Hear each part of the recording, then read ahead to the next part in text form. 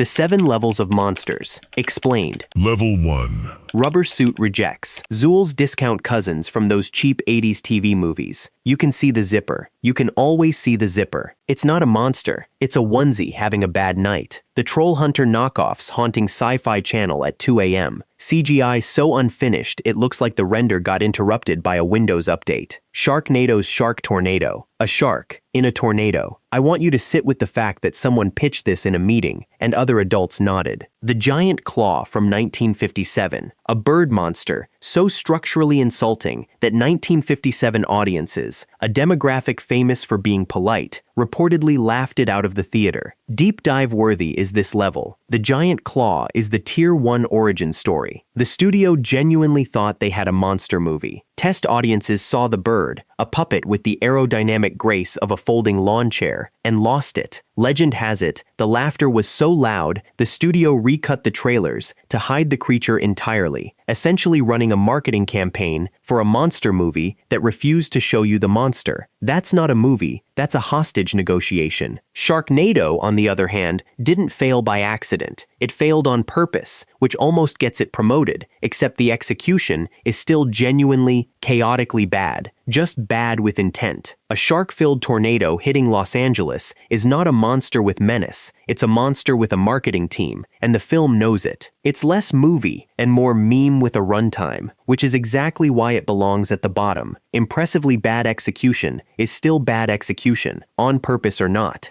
Level 2.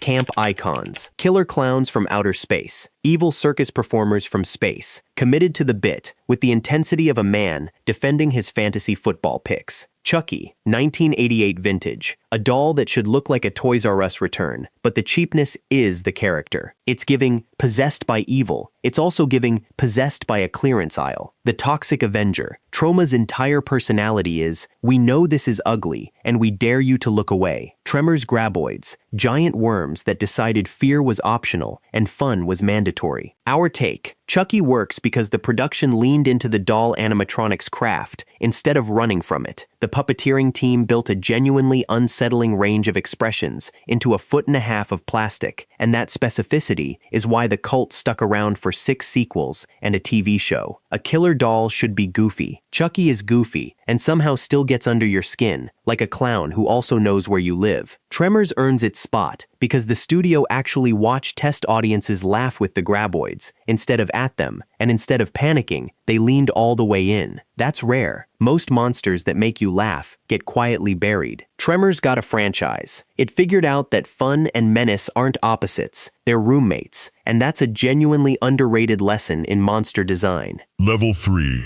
Corporate creatures. The 2014 Godzilla's Mutos. Gorgeous rendering. The emotional resonance of a spreadsheet. The Kraken from the 2010 Clash of the Titans remake. Release the Kraken, sure, but also release my expectations, because there was nothing here. Rampage's monsters. Spectacle for the sake of spectacle. The cinematic equivalent of empty calories. The Uruk-hai grunts from Lord of the Rings. Technically flawless, narratively as replaceable as a Roomba filter. What makes these monsters good? The Mutos got roasted at release for being essentially faceless. Reviewers reached for that exact word, faceless, because these things had zero identity standing next to Godzilla, who is basically the Beyoncé of giant monsters. You put a corporate creature next to a cultural icon, and the corporate creature just evaporates. That's the whole tier in one movie. The Kraken remake invites the most damning comparison a monster can get, side by side with its own 1981 practical effects ancestor. The original Kraken was a guy in a suit with genuine texture and weight. The remake is pixels with a paycheck. It sparked a real, why did they even bother, discourse online. And honestly, fair. If your remake makes people miss stop motion, you've lost the argument before it started. Level 4. Flawed Titans. Jaws shark. Perfect in film 1. Then Jaws. The revenge happened. A sequel so unhinged the shark reportedly roars, with what I can only describe as personal vendetta energy. Aliens Xenomorph. A masterpiece of restraint in the original, then diluted across sequels until the mystery had the structural integrity of wet cardboard. Freddy Krueger, genuinely terrifying, until the sequels turned him into a stand-up comedian doing crowd work with a glove. The Thing's creature from 1982, flawless design, sabotaged by timing, because releasing your bleak body horror masterpiece the same summer as E.T. is like scheduling your funeral on someone's wedding day. Deep dive worthy. Giger and Ridley Scott built the xenomorph on a philosophy of restraint. Keep it hidden, keep it ambiguous, let the audience's imagination do the heavy lifting, because nothing you show is scarier than what you don't. The sequels took that philosophy, put it in an airlock, and blew it out into space. More xenomorphs, more exposition, more Queen lore, less dread. The creature didn't get worse. The franchise just wouldn't stop explaining the joke. Freddy Krueger's documented tonal arc is almost a case study. He starts as a genuine nightmare, methodically terrifying, and by the later sequels, he's cracking one-liners like he's auditioning for late night. Critics tracked the shift in real time. Horror icon slowly rebranding into horror mascot. Iconic either way, sure, but iconic and consistent are not the same trophy. Level 5. Almost immortal. Pennywise from the 2017 IT. Commercially massive, critically loved, still chasing the multi-decade household name status of the older guard. The Babadook, a masterpiece of dread, adored by critics, but ask your non-horror watching relative who that is, and you'll get a blank stare. Pyramid Head from Silent Hill, a legend in gaming and horror circles, a mystery to literally everyone else. The Nun, aka Valak, box office numbers through the roof, critical respect nowhere to be found. Let's take a deep dive. Pennywise pulled staggering box office numbers and instantly reignited the clown phobia industry, but stack that against the sheer decades-long cultural saturation of the Tim Curry miniseries version, and you realize commercial success and cultural permanence are two completely different currencies. One is a great opening weekend. The other is being referenced in casual conversation 30 years later by people who've never even seen the movie. The Babadook, meanwhile, got the single weirdest crossover moment in horror history. A 2017 internet meme cycle accidentally rebranded him as a queer icon, and suddenly, a niche Australian horror film about grief was trending for reasons nobody could have scripted. It's proof that mainstream crossover can happen completely by accident, but accidental virality isn't the same as earned permanence, and that's exactly why he's still here and not a tier higher. Level 6.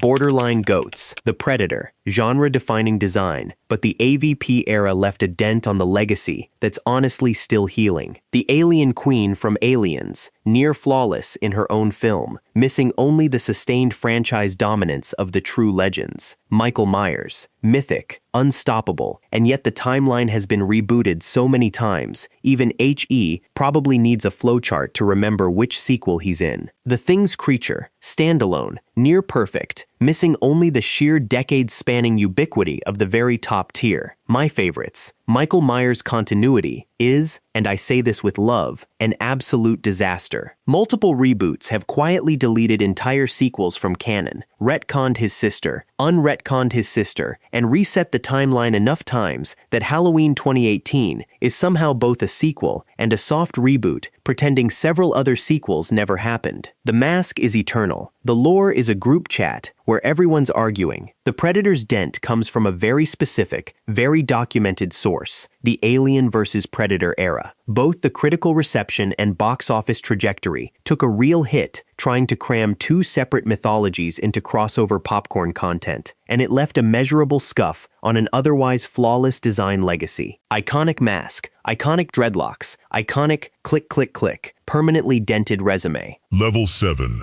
Goat status. Godzilla, from the original 1954 conception through 70-plus years of franchise dominance across multiple countries. Dracula, the Stoker and Lugosi archetype, so foundational, he's basically load-bearing for the entire genre. The Xenomorph's original H.R. Giger design, viewed in isolation from franchise baggage, a singular, unrepeated piece of biomechanical art. Frankenstein's monster, over 2 centuries deep, the original template for every man plays God story that came after. I'm not doing a deep dive segment here, Because at this level, deep diving feels almost redundant. You already know the story, and honestly, so do your parents, and so will your kids. Godzilla began as a direct atomic bomb allegory in post-war Japan, and somehow, 70 years later, is still finding new emotional register, from existential dread to full blockbuster spectacle, without ever losing what made him matter in the first place. That's not a franchise. That's a cultural institution wearing radioactive skin. And Frankenstein's monster has been culturally load-bearing since 1818. Before horror, as a genre even had a name, there was this. Every misunderstood creature, every who's the real monster twist, every sympathetic villain in the genre owes this one a royalty check it will never collect.